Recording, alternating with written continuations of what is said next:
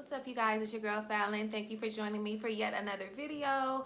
Baby Mama Chronicles, you already know what it is. Subscribe, like, share, all that good stuff. I really appreciate the support as always. I have been researching a lot of different stuff in regards to body sculpting.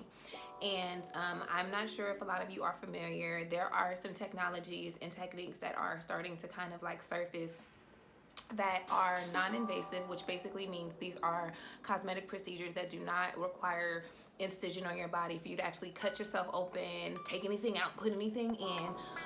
It is basically just non-invasive, and you're able to kind of just work with the natural elements of your body to achieve a certain shape or aesthetic.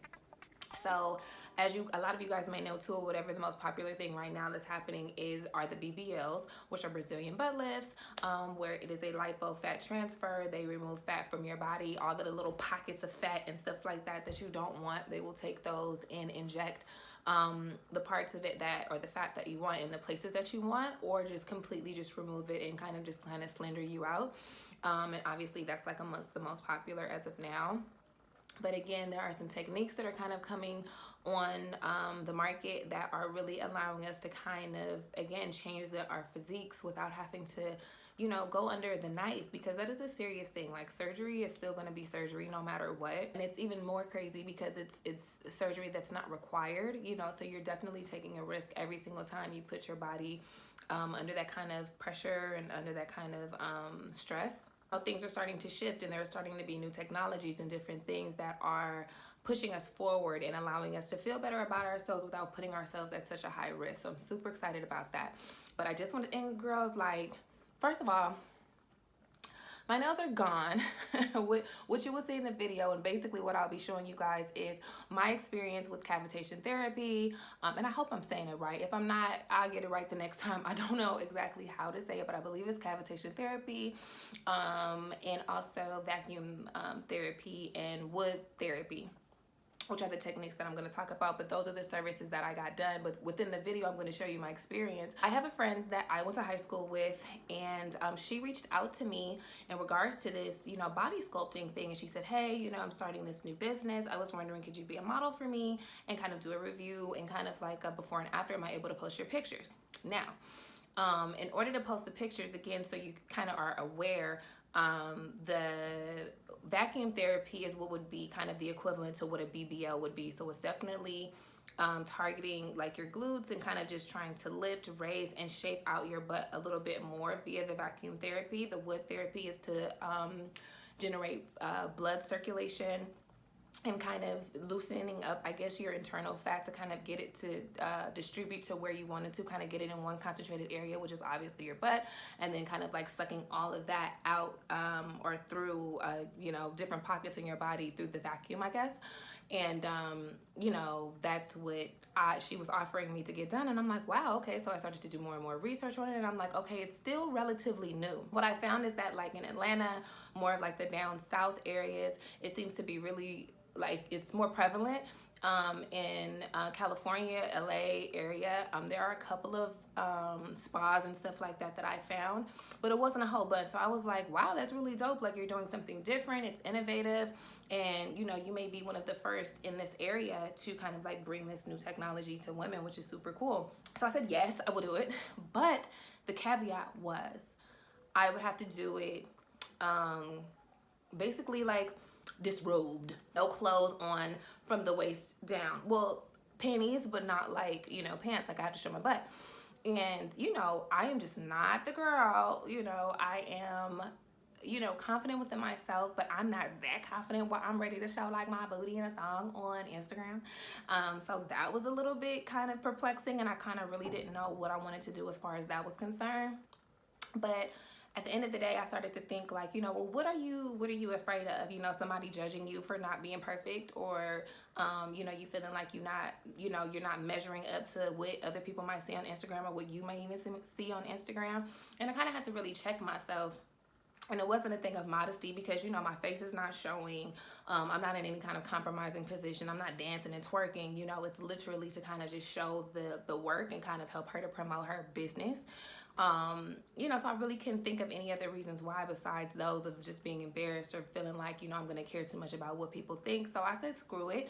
And I was just like, yeah, I will do it, you know, and just some backstory just about, you know, like my body image and things like that. Like we're all kind of taking a journey together with kind of like getting to know ourselves better, getting to know each other better. And, you know, I'm going to be omitting, you know, stuff that I've gone through too. I'm not perfect. I didn't get to the stage of being able to give you guys advice just simply solely on the fact that I was just born that way, or I just innately just have those kind of skills. Like it's been trial and error my entire life.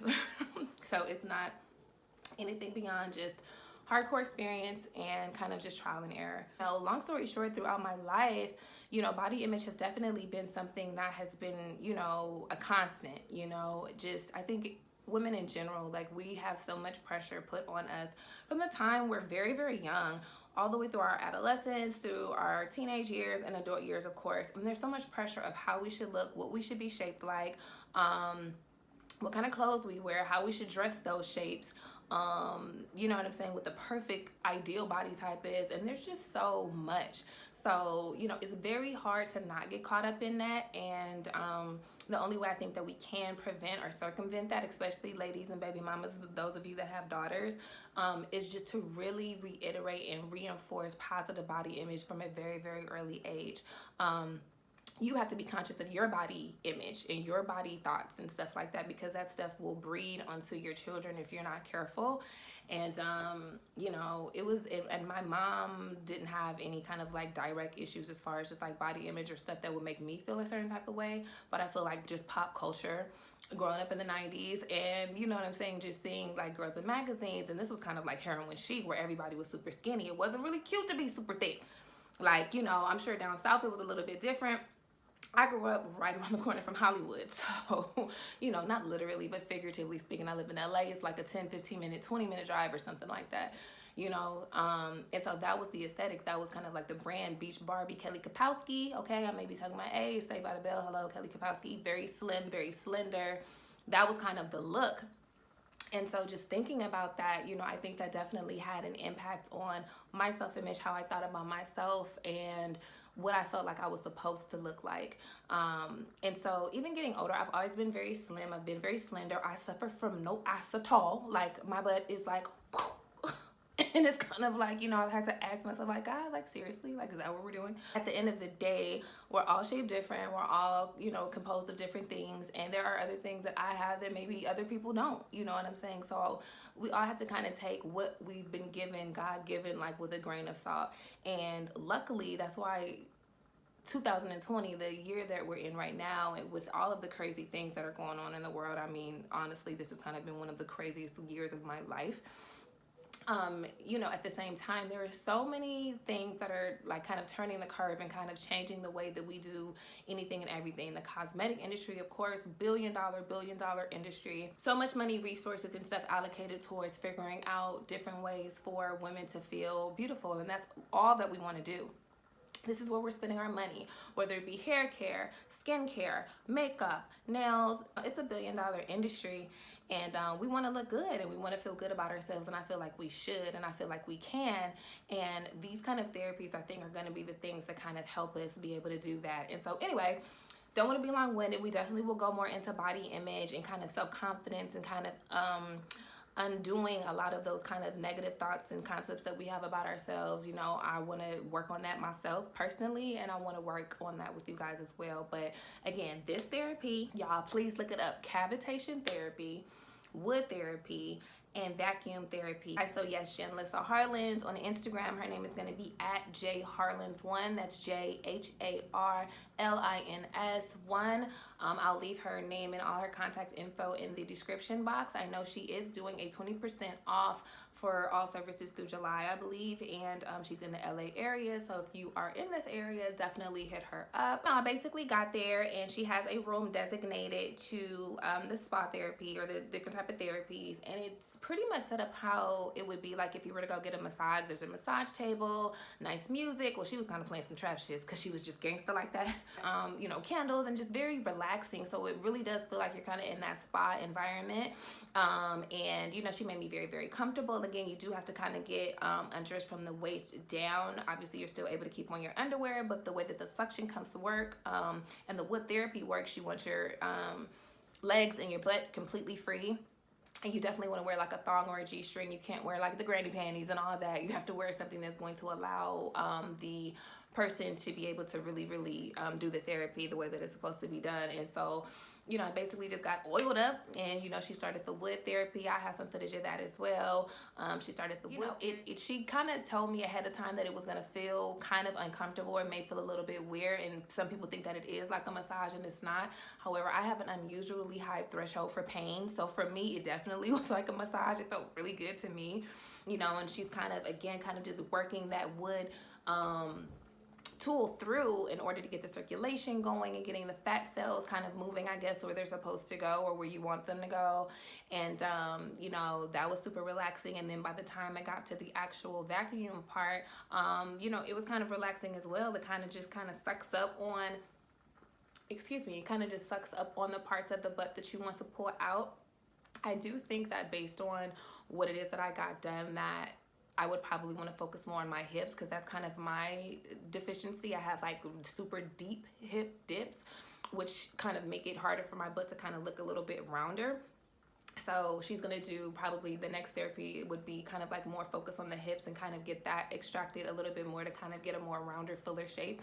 But yeah, that was pretty much it. She kind of just pushed the vacuums like on, and yeah, that was pretty much it. Yeah, so she did the wood part for about 30 minutes, 15 on each leg, and then she did the vacuum therapy for 30 minutes. Now, from what I've researched and what I've gathered, especially for the vacuum therapy, butt therapy, you have to do multiple sessions, and most of the places that I've seen suggest like 7 to 12 almost. Like, it just depends on your body type, the goals that you have, but you do have to do multiple sessions. They also advise that you continue to be active. If you're not working out, start working out.